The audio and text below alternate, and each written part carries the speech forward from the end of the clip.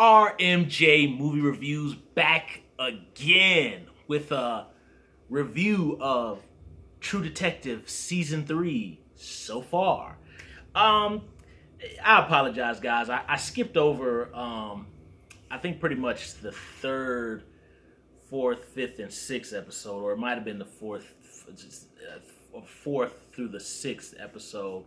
But either way, and I'm sorry, guys, I haven't individually done those episodes. Everybody's doing them. You can play catch up. I'm just gonna tell you what I think so far.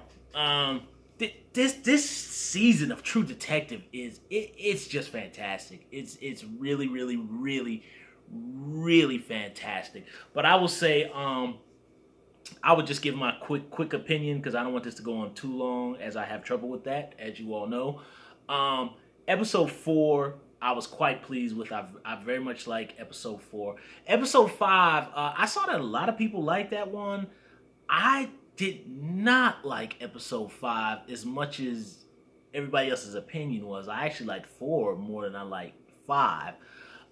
Episode 6, I really liked, and it seemed like, definitely, more things were revealed, the pieces to the puzzle, definitely the clues with the mother's cousin, Lucy, the father.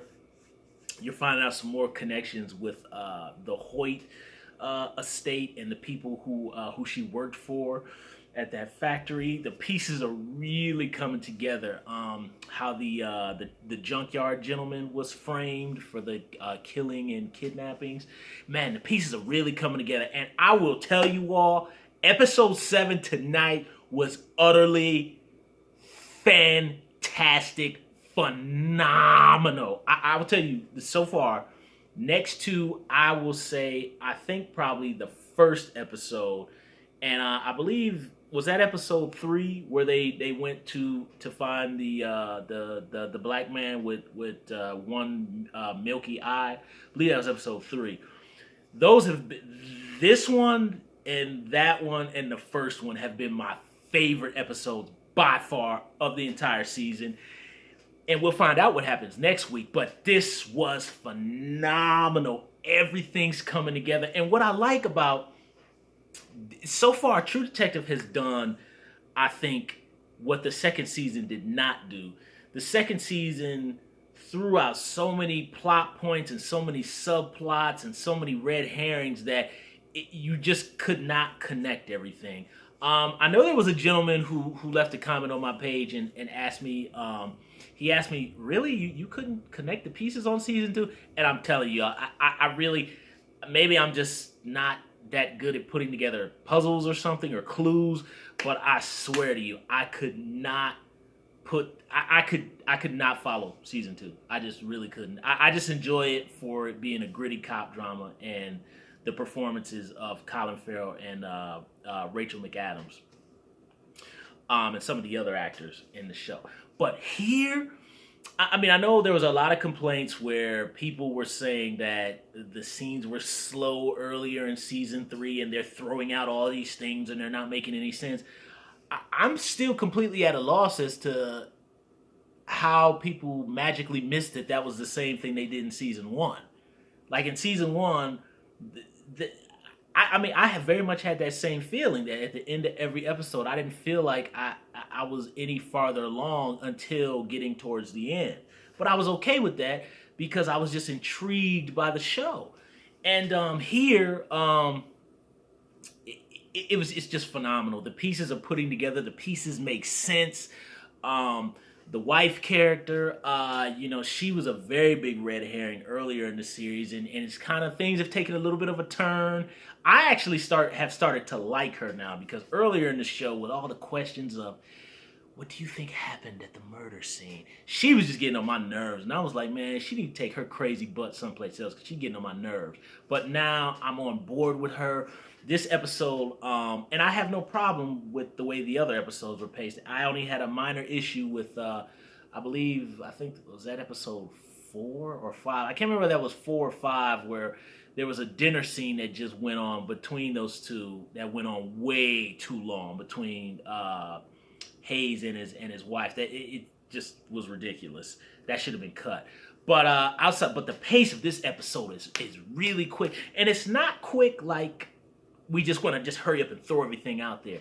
It's paced within, I'd say, the way the way the characters are investigating the crime. It's like now the pieces are coming together. They're finding out, so we need to hop on this. And that's the way the pace of episode 7 is moving. I really enjoyed it, man. And again, the acting is, it's fantastic. There are at least 3 or 4 scenes where Mahershala Ali and Stephen Dorff are tearing it up. It's an acting extravaganza, man. And I love there's subtlety in it too. It's not just grandstanding acting with the chest out. I mean, there is very minute subtleties and little tiny inflections in both of their performances as the characters. Mahershala Ali and Stephen Dorff are these dudes through every timeline, from the 80s to the 90s to 2015. It is phenomenal. And even when they play the older versions of themselves, this is an acting gasm. They are great. I will say, the scene, probably by far, there's 2 of my favorite scenes out this entire episode that just really killed it for me in terms of just acting and story. I will say it's the scene where Purple Haze has basically made the connection of the gentleman who made the "you got a nice body" comment in the last episode. He works for security for the factory that the Hoyt family owns, and he made the connection that he has made phone calls to where the mother of the kids died, and he took a flight out there when she died. And he goes back, takes this information to Roland, and it's just a great scene because Hayes is on it. Hayes knows this dude is dirty. Now it's time to go to business. Roland, he's grieving over the father's apparent suicide, alleged suicide, and he's really broken. He's sad, and Hayes is just, Roland is just kind of like, I'm done with this, man. You need to let this go. And Hayes is just like, nah, I'm not letting this roll.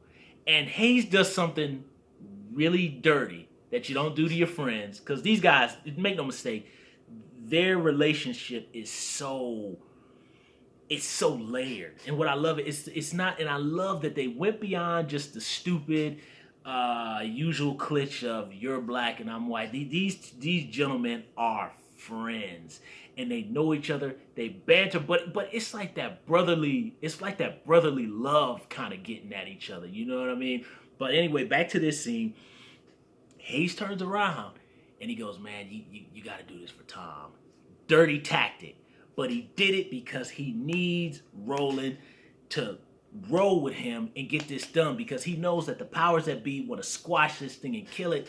And Hayes is not letting it go down like that. And he knows Roland right now in this moment is not being the true man and standing by his true beliefs. So he used a manipulative tactic to get him to roll with him. Dirty trick. But it just shows at this point, Hayes is obsessed and he needs to get it done. Roland is broken, but Hayes ain't gonna let it go down like that. He like, man, you need to get your butt up and help me do this. Obviously, things don't go as planned, as they don't go in these kind of detective shows. There's another scene. Earlier, but I think I'm sorry. Go back to that scene. But what I love is how Roland goes, well, what do you suppose we do about it? Roland at this point is like wrecked and slouched. It's in like 7 or 8 in the morning. Who knows? But he's drunk. And Hayes just looks at him. He goes, well, we need to do it like we used to. Make him roll. Or I'm paraphrasing, but he said something like, we got to hit him hard just like we used to. And I was like, yeah, go get him, baby. Do it. Oh, it was great. And earlier, I'm going to backtrack a little bit, but there's earlier where, Tom's alleged suicide, and Roland is done, and he's pretty much through with it, and he says to Hayes, "We gotta just let it go." And Hayes is just like, it's such a great scene between the two, and I love how Roland kind of, he kind of insults him a little bit, because they're going back at it. They're upset with each other. And Hayes walks back towards me, and it's looking like Hayes is going to be confrontational. And he steps to him, and he goes, "Come on, man. I need you to roll with me." And I just love that.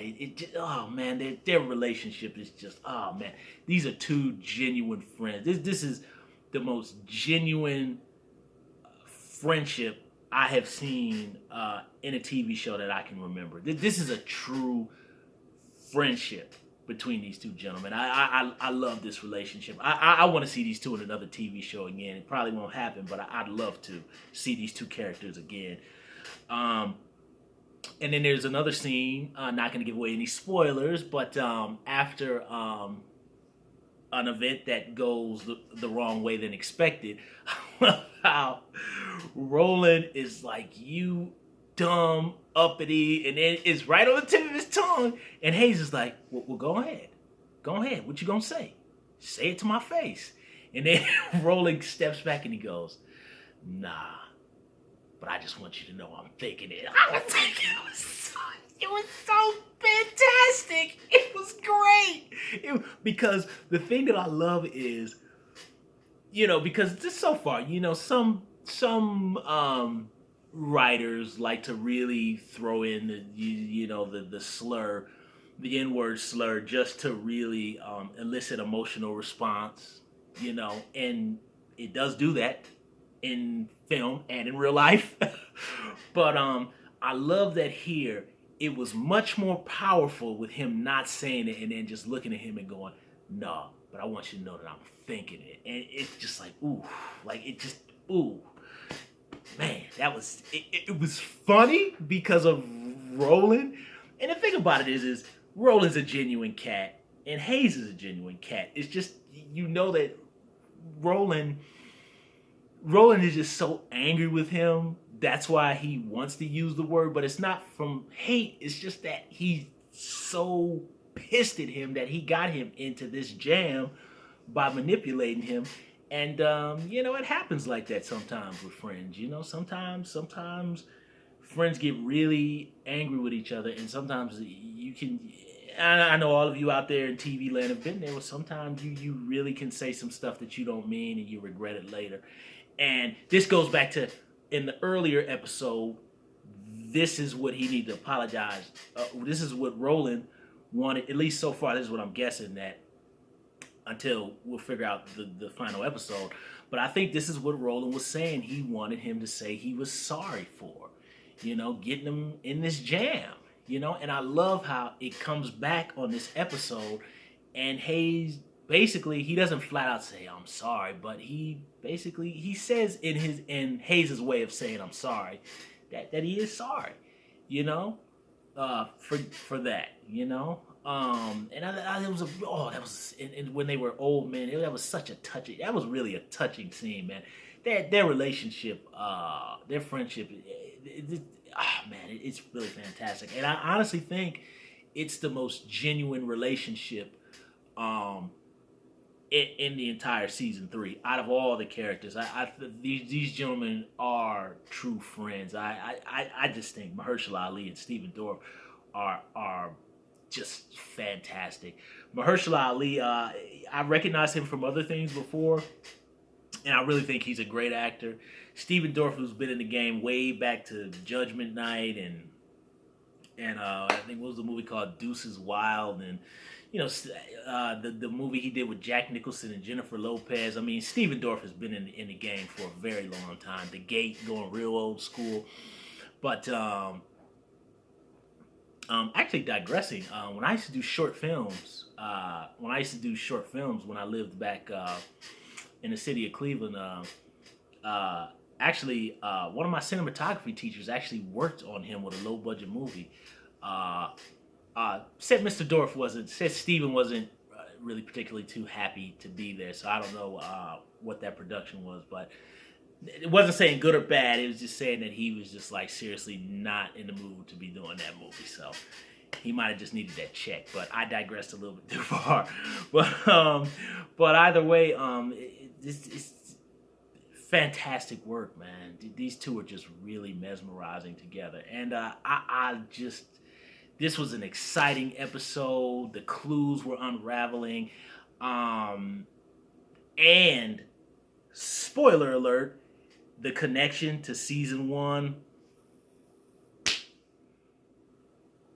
This is gold, man. This is gold. This is gold. I think in the beginning of season 3, people were really just trying to give it a tough time because we were coming off of, the convoluted season 2. But people got to admit now. They got to admit, man. They have to admit. This is a very good companion to season 1. You have to admit it. It may not be as good as season 1, but I do think that it is a worthy... This is the true season 2 of True Detective. So I think people need to just admit it and just stop hating. It's good. But that's all I got to say about episode 7 and basically season 3 of True Detective so far. I'm extremely pleased with this, man. This is great work. I am very looking forward to seeing more work from Mahershala Ali and Stephen Dorff, man. These guys, please, if you guys can, the makers of True Detective, figure out a way to get these two characters back again in some kind of way. They're great together. This is the new Danny Glover and Mel Gibson, man. They are great. Thumbs up the video, subscribe to the channel, share the video. Don't forget to hit the little bell, and leave comments down below about True Detective Season 3. Oh, man.